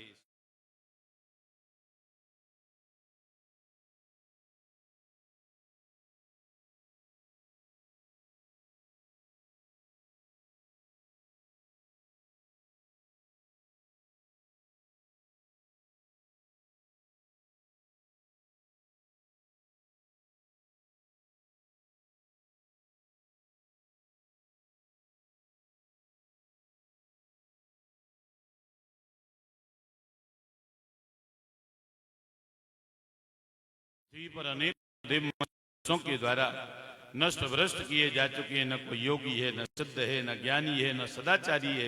इस कलयुग रूपी दावानल में समस्त साधन जल करके भस्म हो गए। आज उत्पन्न हो गई है। मैंने जगह जगह जाकर के देखा, कोई भी मैंने भी बड़े बड़े लोगों से पूछा कि आप पूर्ण की है, तो किसी ने भी छाती पर हाथ रख करके ये नहीं कहा महाराज पूर्ण रूप से सुखी। कोई तन से दुखी तो कोई मन से दुखी, तो कोई धन बिन राहत उदास। कोई धन के बिना दुखी है, कोई तन से दुखी है, तो कोई मन से दुखी। तन का दुख क्या है? तमाम नहीं, करोड़ों का टर्नओवर महीने में करते हैं, क्या है? मूंग की दाल के साथ में रूखी रोटी, रूखा फल। सेठ जी से यदि पूछा जाए, सेठ जी इतना सब कुछ होते हुए भी ये कैसा भोजन करते हो, तो सेठ जी यही कहेंगे कि डॉक्टर ने मना किया है, रोटी में घी लगा करके खाऊंगा तो ब्लड प्रेशर हाई हो जाएगा। सब कुछ है लेकिन खा नहीं पा रही, तो यही तो तन का दुख है। कोई तन से दुखी है तो कोई मन से दुखी है। मन का दुख क्या है? बाबा जी सोचते हैं कि हम अपने पोते का, अच्छे कुल खानदान की बहू हमारे घर में आएगी, समय से हमें भोजन देगी, हमारी सेवा करेगी, लेकिन बाबा जी ये सोचते ही रह जाते हैं उनका बेटे, उनका पोता उनकी मर्जी के विरुद्ध किसी इंटरकास्ट मैरिज कर लेता है, किसी दूसरी जाति की लड़की के साथ शादी कर लेता। तो बाबा जी ने जो सोचा वो पूरा नहीं हो पाया। ऐसा करेंगे, ऐसा करेंगे, ऐसा करेंगे, लेकिन नहीं पूरा हो पाया। तो ये क्या है? ये मन का दुख। कोई धन के बिना दुखी। लोग कितनी मेहनत करते हैं, दिन दिन पर काम करते हैं, बड़ी बड़ी मल्टी स्टोर बिल्डिंगें बनाते हैं, लेकिन मिलता क्या है? 300-400 रुपए शाम को मिलते हैं, उसको ले जा करके राशन पानी खरीद से और अपने परिवार की उधर पूर्ति कर। कोई धन के बिना दुखी। सुखी है तो कौन है? थोड़े थोड़े सब दुखी, सुखी राम के दास। जो भगवान की भक्ति करता है, जिसके मन में शांति है, बस वही जीव सुखी है। वो कहते हैं नारद जी, इस प्रकार में कलियुग के दोषों को देखते हुए, पर्यटन करते हुए उस पवित्र यमुना तट पर गया जहां भगवान कृष्ण ने क्रीड़ा की। मैंने वहां देखा कि यमुना के किनारे एक जवान स्त्री बैठी है, हल्का सा, और उसके सामने 2 बुढ़े अचेत अवस्था में पड़े हुए। 100 स्त्रियां पंखे हिला के उसके ऊपर हवा कर रही हैं। मैंने सोचा कि ये कौन है? नारद जी कहते हैं, जब मैं उसके पास गुजरने लगा तो जैसे उस जवान युवती ने मुझे देखा तो हमसे कहती है, वो साधु क्षणम तुष्टो मत चिंता मुपीनाश। हे साधु, क्षण भर ठहरे जाइए, आप मेरी पीड़ा को दूर कर सकते हैं। संसार में आपका दर्शन बड़ा दुर्लभ है। मैंने पूछा, देवी तुम कौन हो? तुम्हारे सामने ये 2 बुढ़े अचेत अवस्था में कौन है? तुम्हारे ऊपर पंखा हिला हिला के हवा कर, ये कौन स्त्रियां कौन है? तो वो जवान युवती कहती है,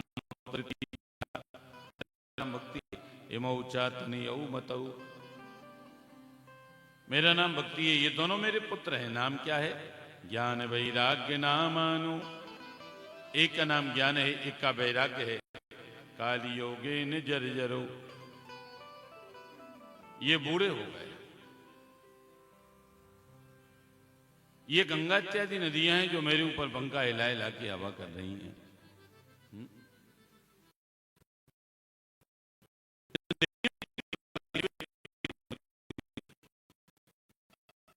भक्ति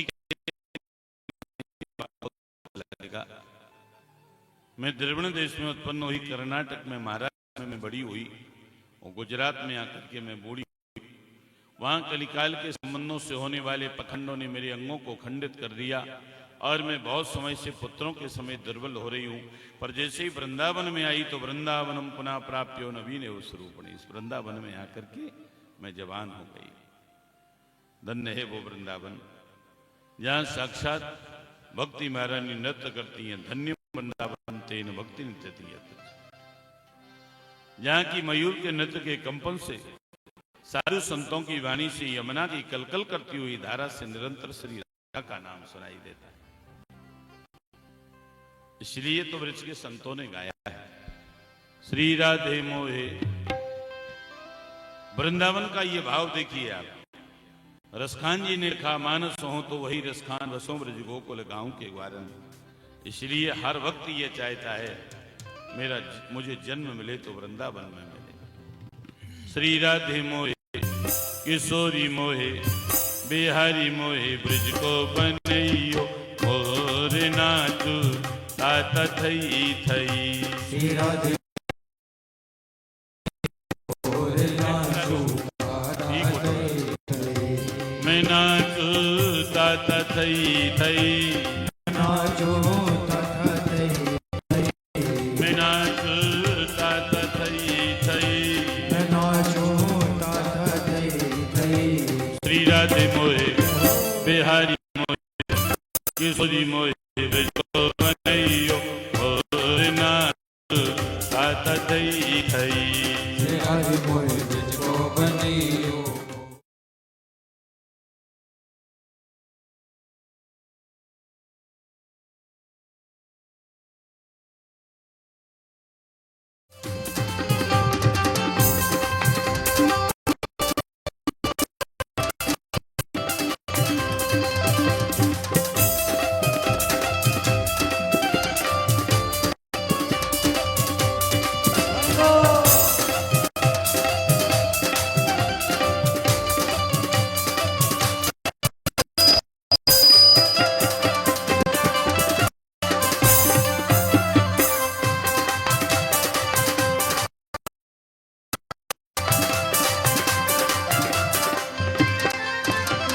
चाहे मुझे कुंजन को बंदर बनैयो,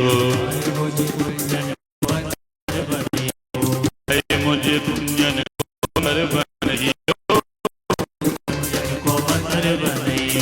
बंदर निर्वन के अंदर बनैयो, बंदर भी निर्वन के अंदर बनैयो, गोकुल बनैयो ढोर, गोकुल को बनैयो ढोर। मैं नाच राधे मोहे बिहारी मोहे किशोरी मोहे, ब्रज को बनैयो मोर नारू तात थई थई। बिहारी मोर को बनैयो मोर नाचो तात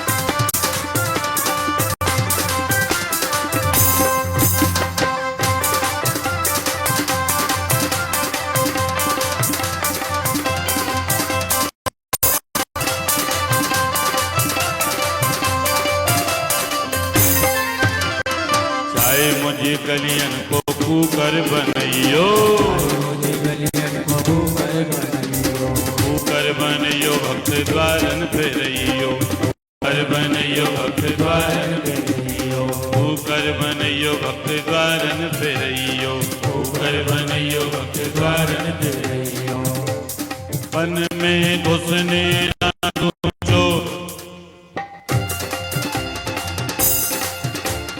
घुसने ना दूचो मैं ना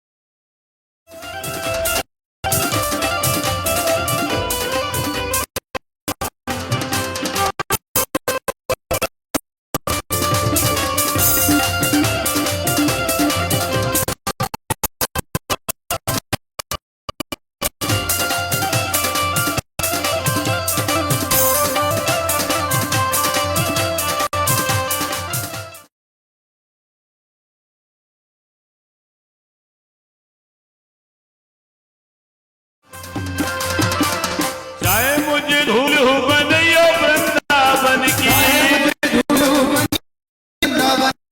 चाहे मुझे धूल हो बनइयो वृंदावन की चाहे मुझे धूल बनइयो वृंदावन की श्री वृंदावन की बिहारी के चरण की श्री वृंदावन की बिहारी के चरण की श्री वृंदावन की किशोरी के चरण की वृंदावन की चरण की क्या खेले नंद किशोर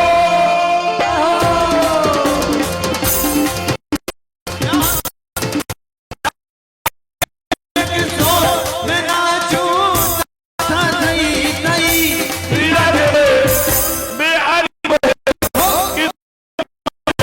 बनइयो मोर नाचूं दादा सई सई बिहारी मोहे को बनइयो मोर नाचूं दादा सई सई बिहारी मोहे को बनइयो मोर दादा सई सई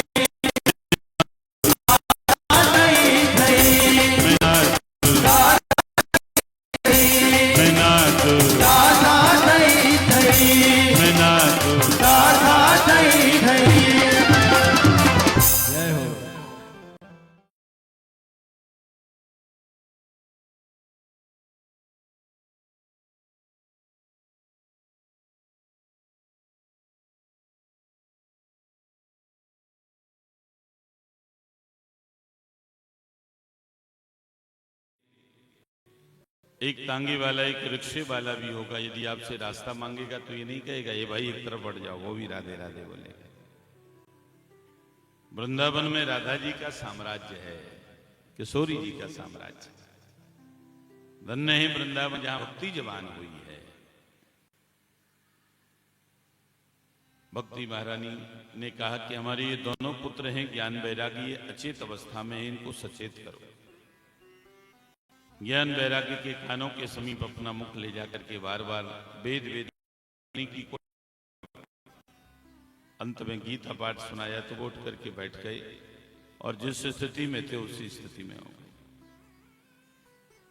नारद जी सोचते हैं कि अब मैं क्या करूं, भक्ति का प्रचार कैसे होगा, ज्ञान वैराग्य का बल कैसे बढ़ेगा। भक्ति महारानी से नारद जी ने कहा कि तुम भगवान को सबसे अधिक प्रिय हो, जहां तुम पहुंच जाती हो वहां भगवान विवश होकर के जाते। ये भक्ति की विशेषता है। भक्ति मिलती कब? तो कहा भक्ति तात अनुपम सुखमूला,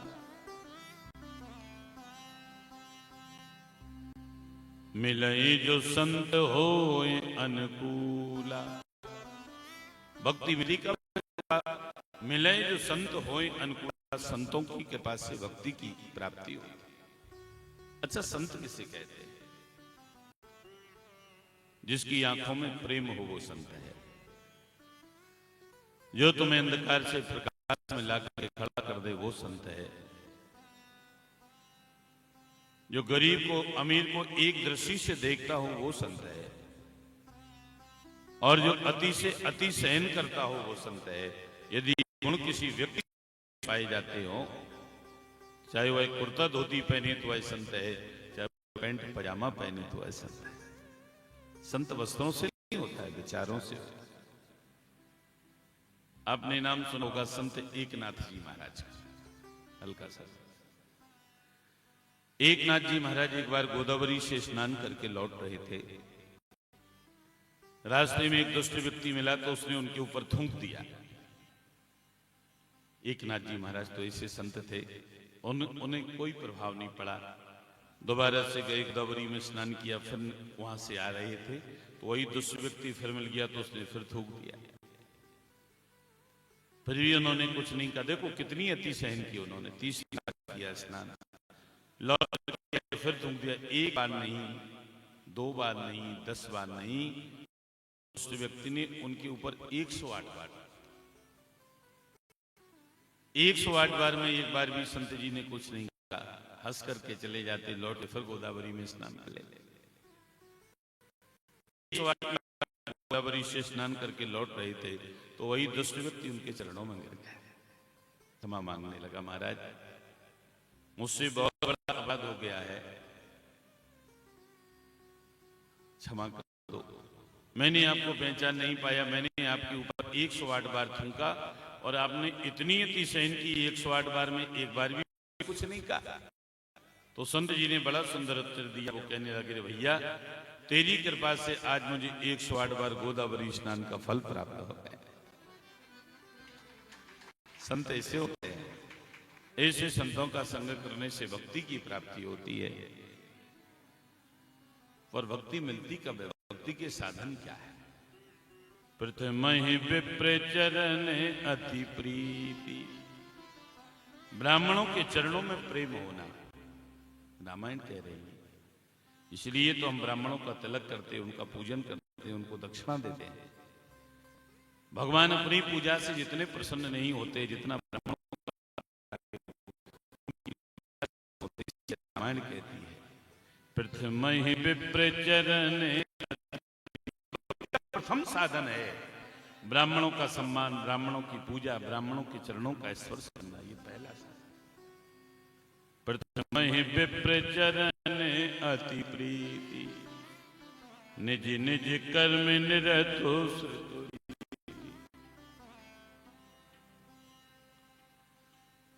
भक्ति महारानी से कहा कि मैं तुम्हारे पुत्रों को सचेत करूंगा।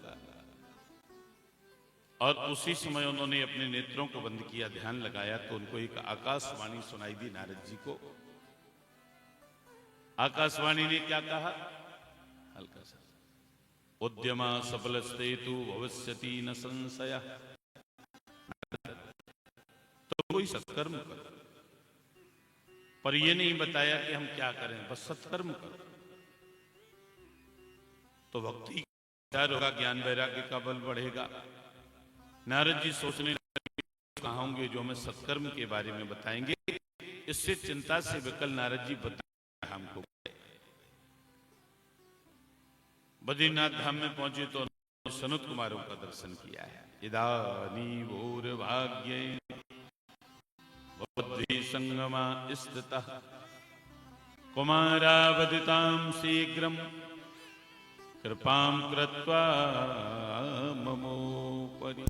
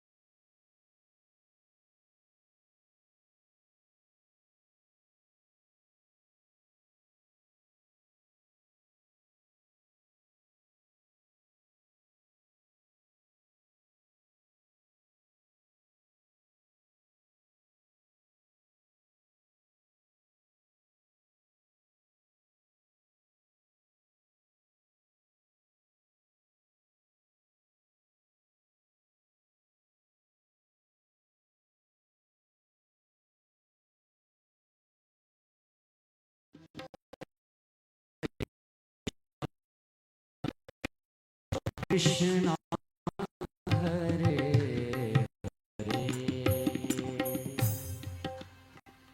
बोलो वृंदावन बिहारी लाल की जय।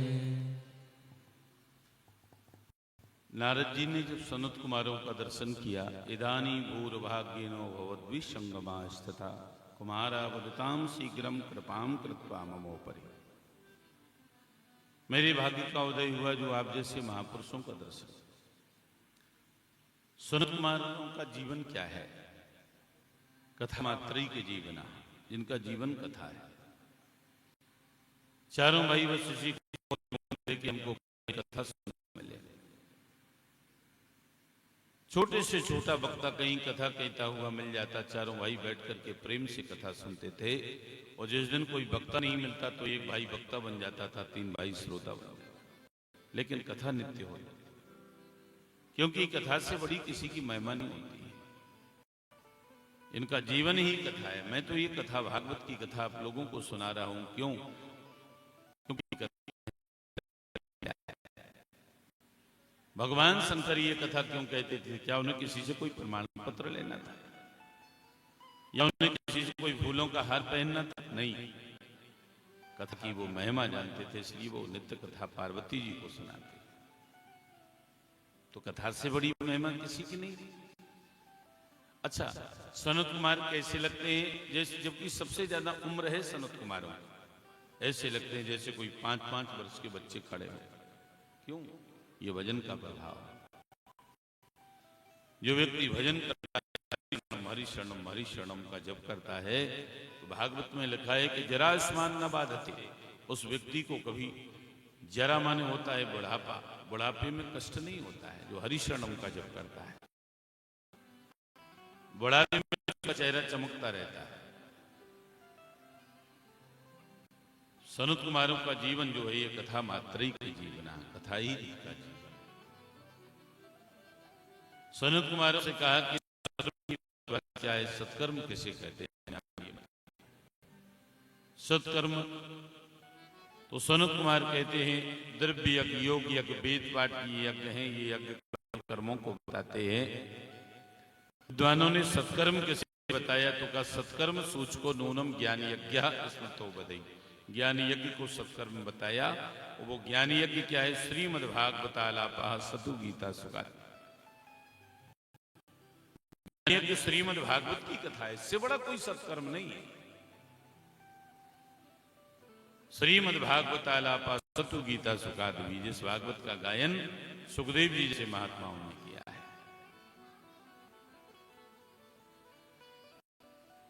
भागवत की कथा होगी तो भक्ति का प्रचार होगा, ज्ञान वैराग्य का बल बढ़ेगा। तो क्या भागवत की कथा फिर आपको ही कहना है, आप ही कहें।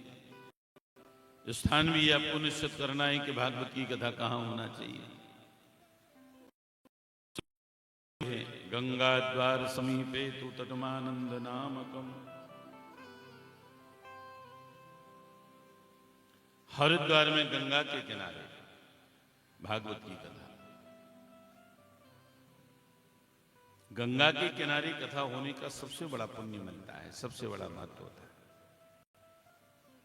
अच्छा, एक बात मैं आपको बताऊं, कथा हुई है हरिद्वार में, लिख रहे हैं गंगा तमानंद नाम को। हरिद्वार भी तो लिख सकते थे, लेकिन हरिद्वार क्यों नहीं लिखा? इसलिए वो सोचते हैं कि ये ग्रंथ जो है ये सार्वभौम है। अगर हरिद्वार लिख दिया तो ये जो भगवान शंकर के भक्त होते हैं सैब, उन्हें अच्छा नहीं लगेगा, क्योंकि वो कहते हैं कि हरिद्वार नहीं, ये हरिद्वार।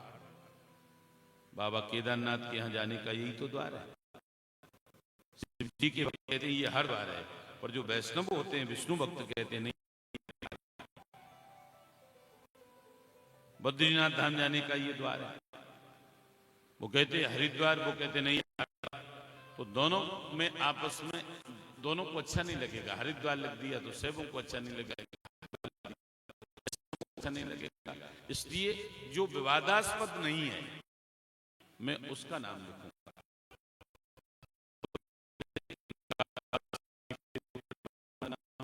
गंगा द्वार, गंगोत्री से चल करके गंगा भी निकलती है, तो ये गंगा का भी द्वार है। पर गंगा द्वार यदि लिख देंगे तो कोई विरोध नहीं होगा, क्योंकि गंगा को हर कोई मानता है, चाहे वो वैष्णव हो या शैव हो, साक हो, कोई भी हो, गंगा को हर कोई मानता है। गंगा का कोई विरोध नहीं करता है। गंगा ऐसी है, गंगा सबको पावन। आप किसी भी मंदिर में जाते हैं तो आप शुद्ध होकर के, स्नान करके, शुद्ध वस्त्र पहन करके मंदिर में दर्शन करने के लिए जाते हैं, लेकिन गंगा कभी ये नहीं कहती है कि तुम मेरे यहाँ शुद्ध होकर के आओ, पवित्र होकर के आओ, अच्छे वस्त्र पहन करके आओ। गंगा कभी ये नहीं कहती है। गंगा तो कहती है तुम कैसे भी अपवित्र बने रहो, कैसे भी अशुद्ध बने रहो, कैसे भी पापी बने रहो, बस एक बार आकर के मुझ में गोता लगा लो, मैं तुम्हें पवित्र कर दूं। गंगा का कोई विरोध नहीं, इसलिए उन्होंने हरिद्वार की जगह की कथा हुई है। हरिद्वार में आनंद नाम के तट पर कथा रूपी अमृत रस का पान करने के लिए सनत कुमारों के साथ में नारद जी गंगा के किनारे पहुंचे हैं। भूलोक देवलोक में ये बात पूर्ण रूप से फैल गई। गंगा के किनारे श्रीमद् भागवत की कथा हो रही है। पंगु, अंधे, बूढ़े, मूर्ख भी अपने पाप को दूर करने के लिए वहां पर पहुंचे। बंधुओं, बहुत बड़ा समाज एकत्रित हो गया, ऋषि मुनियों का समाज। भागवत की कथा की बड़ी महिमा है। अगर एक घड़ी आदमी कोई ये भागवत के श्लोक उसके कान में पड़ जाए तो उसकी मुक्ति हो जाती।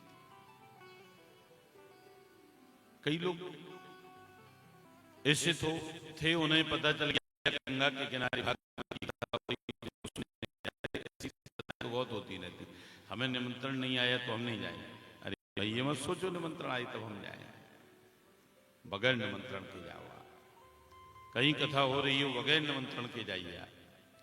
अगर आप ये सोचते हैं कि निमंत्रण आए तब हम कथा सुनने के लिए जाएं और निमंत्रण देने पर आप कथा सुनने के लिए जाते हैं, तो उतना फल आपको नहीं मिलेगा, क्योंकि मूल में जो है वो फिर कथा नहीं रहती, आयोजक हो जाता है।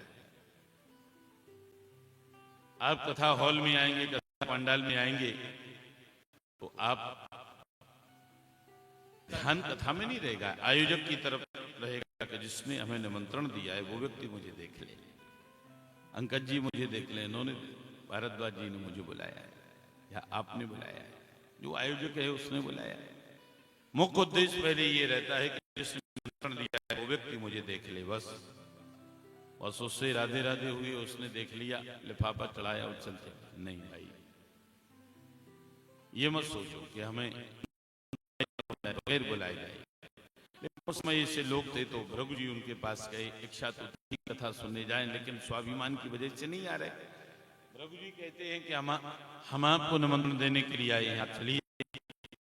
समाज एकत्रित से चैन, गौतम, मेधातिथि, देवल, देवराज, परशुराम, मार्कंडेय, पिपलाद, चाय, सुखजाजन, जुन, विश्वामित्र, पराशर, व्यास, कण्व, अनेक ऋषि वहां पर बैठे।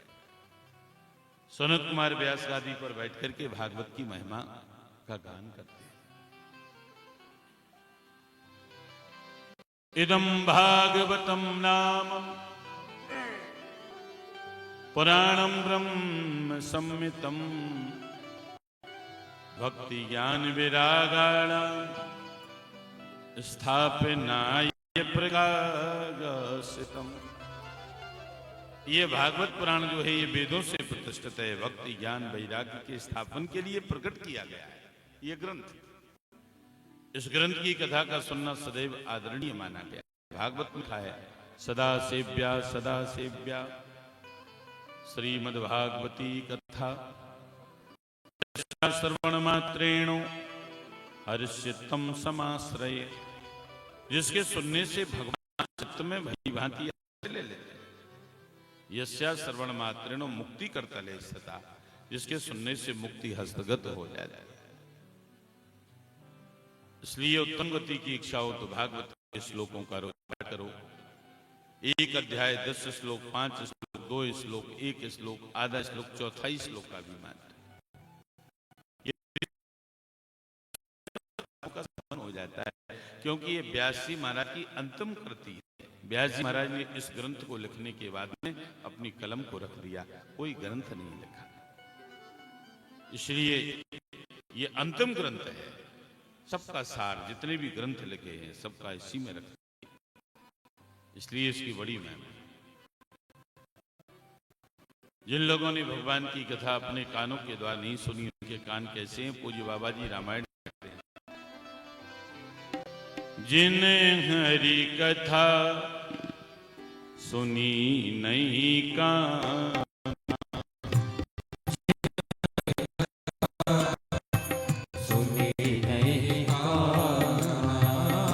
सर्वने रंद्रे यही भवने समान,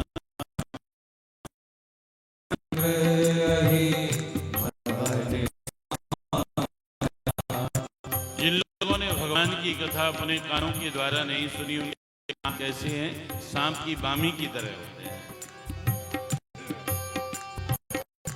हरि हरे कथा विराज तो बैनी, हरि हरे कथा विराज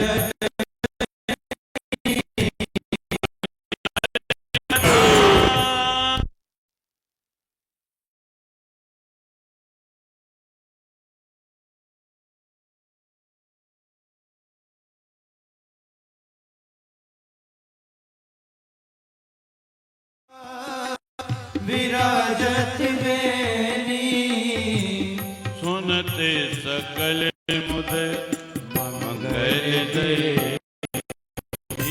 सुनत सकल मुद मंगल देनी, विमल कथा कहे कीने अरभा, विमल कथा कहे कीने अरंभा, विमल कथा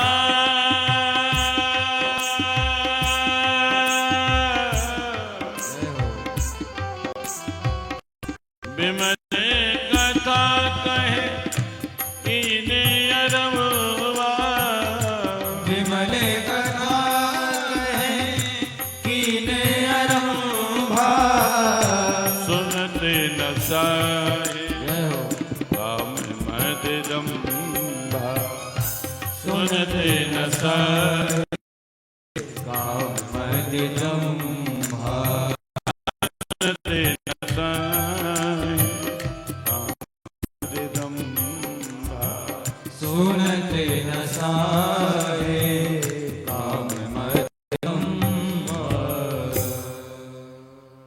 सारे पापों का तापों का समन करने वाली श्रीमद् भागवत की कथा। सनत कुमारों ने जब भागवत की कथा का महात्मा कहा, प्रेममयी भक्ति तरुणता को प्राप्त होकर के अपने दोनों पुत्रों को ज्ञान वैराग्य को लेकर के वहां पर प्रकट हो गई। भक्ति सुतौ तौ तरुणों गृहीता प्रेमयी रूपा सहसा वरासीत, श्री कृष्ण गोविंद हरे मुरारे नाथेति नामानि मोर वदन। हे श्री कृष्ण, हे हरे, हे गोविंद, हे हरे, हे मुरारे, इस प्रकार से भगवान के नामों का उच्चारण करते हुए भक्ति महारानी वहां पर प्रकट हो गई।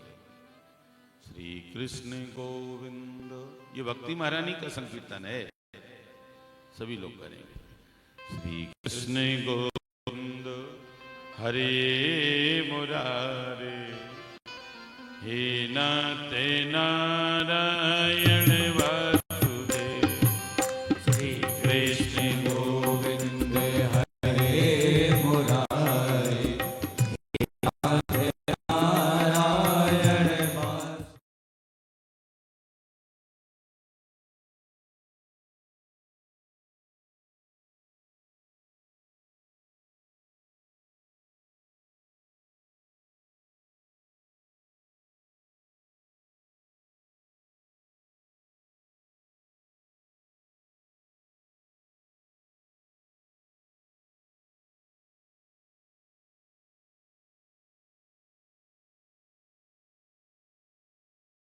राधे राधे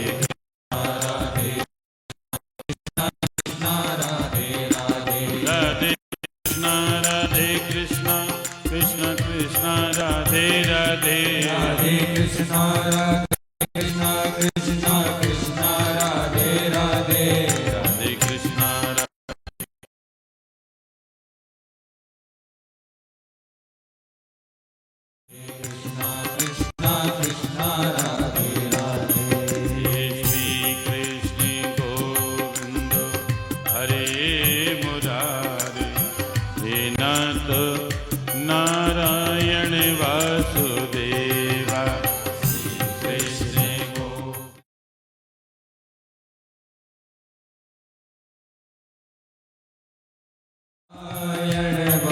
वासुदेव राधे कृष्णा कृष्णा कृष्णा राधे राधे राधे कृष्णा राधे कृष्णा कृष्णा कृष्णा राधे राधे राधे कृष्णा कृष्णा कृष्णा राधे राधे राधे कृष्णा कृष्णा कृष्णा राधे राधे राधे कृष्णा कृष्णा राधे राधे राधे कृष्णा कृष्णा कृष्णा राधे राधे राधे कृष्णा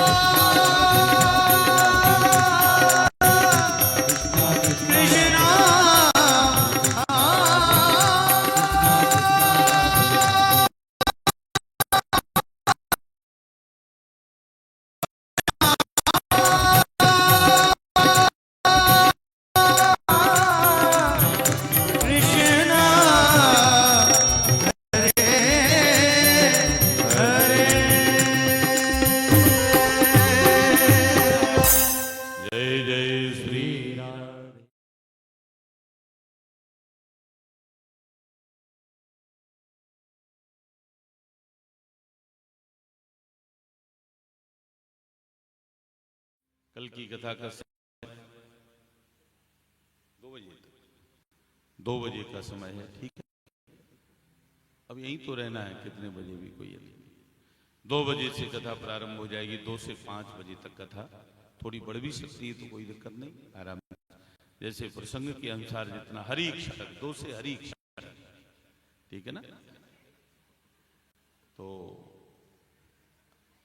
पर वो 6 भी बज जाए तो कोई दिक्कत नहीं है, लेकिन उसे टाइम में मत बांधिए, क्योंकि प्रसंग जो होता है कभी बढ़ भी जाता है, कभी घट भी जाता है ना। तो इसलिए 2 से हरि इच्छा तक, 5 से पहले तो खत्म नहीं करूंगा, ऊपर कितना भी हो जाए। सभी लोग यथास्थान खड़े हो जाए, भगवान की आरती करें।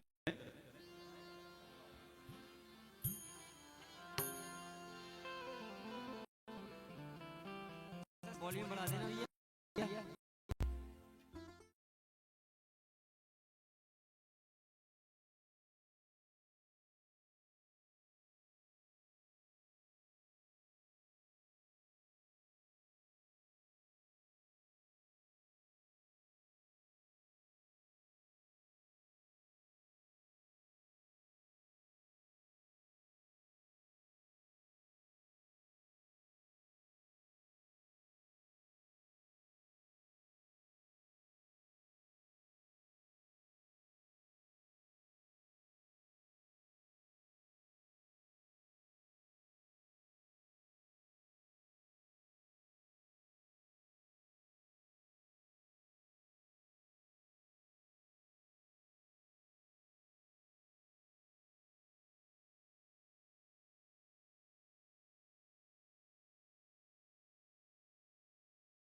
हरि आरती गाऊं, श्याम सुंदर तेरी आरती गाऊं।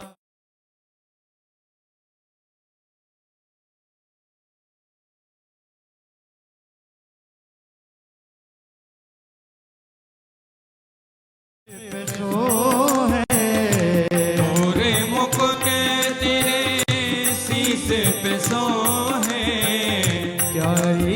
बंसी मेरो मन मोहे, प्यारी बंसी मेरो मन मोहे, या मुरली पे मैं बल बल जाऊं, के बिहारी तेरी आरती गाऊं।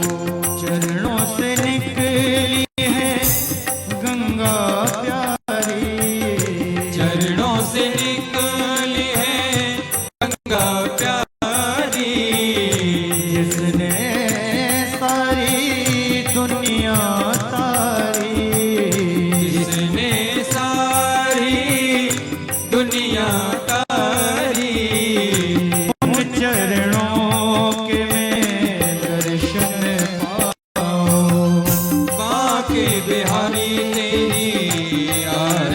गाओ। दास अनाथ के नाथ आप हो, दास अनाथ के नाथ आप हो। सुख दुख जीवन साथी आप हो, सुख दुख जीवन साथी आप हो। प्यारी छवि तेरी मन में बसाओ, भाग्य बिहारी तेरी आरती गाओ। स्वामी हरिदास के प्यारे तुम हो, स्वामी हरिदास के प्यारे तुम हो। मेरे मोहन जीवन धन हो, मेरे मोहन जीवन घन हो। मैं दास सदा वृंदावन पाओ, भाग्य बिहारी तेरी आरती गाओ। श्याम सुंदर तेरी आरती गाओ, भाग्य बिहारी तेरी आरती गाओ। बांके बिहारी तेरी आरती गाओ, भाग्य बिहारी आरती गाओ। कर्पूर गौरम करुणावतारम संसार सारम भुजगेन्द्रहारम सदा वसन्तं हृदयारविन्दे भवं भवानी सहितं नमामि।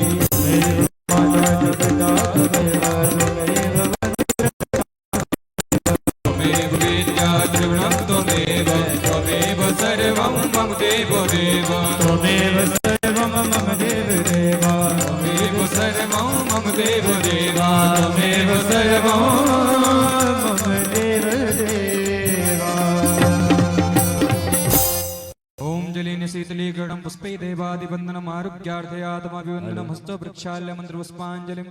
हरि ओम जग्नेन जग्नमय जन्त देवास्तानि धर्माणि प्रथमान्यासन्नः देहनागा महिमानः सजन्ति यत्र पूर्वे साध्याः सन्ति देवाः। हरि ओम एकदन्ताय विद्महे वक्रतुण्डाय धीमहि तन्नो दन्तिः प्रचोदयात्। हरि ओम कात्यायन्यै च विद्महे कन्याकुमारी च धीमहि तन्नो देवी प्रचोदयात्। हरि ओम तत्पुरुषाय विद्महे महादेवाय धीमहि तन्नो प्रचोदयात्। हरि ओम हंसाय धीमहि तन्नो श्रीसुकः प्रचोदयात्। सेवन्तिका चंपके पालाब्जै पुण्यजाति करीर रसाल पुष्प बिल्व प्रभा तुलसी दल मंजरी भी स्तां पूजयामि जगदीश्वर में सीद नाना सुगंध पुष्पाणि कालोपमानि च पुष्पांजलिर्मया दत्त्वा गृहात् परमेश मंत्र पुष्पांजलिं समर्पयामि श्री पुराण पुरुषोत्तम। बोले श्रीमद् भागवत महापुराण की श्री वृंदावन बांके बिहारी लाल की, राधा रानी सरकार की, सुखदेव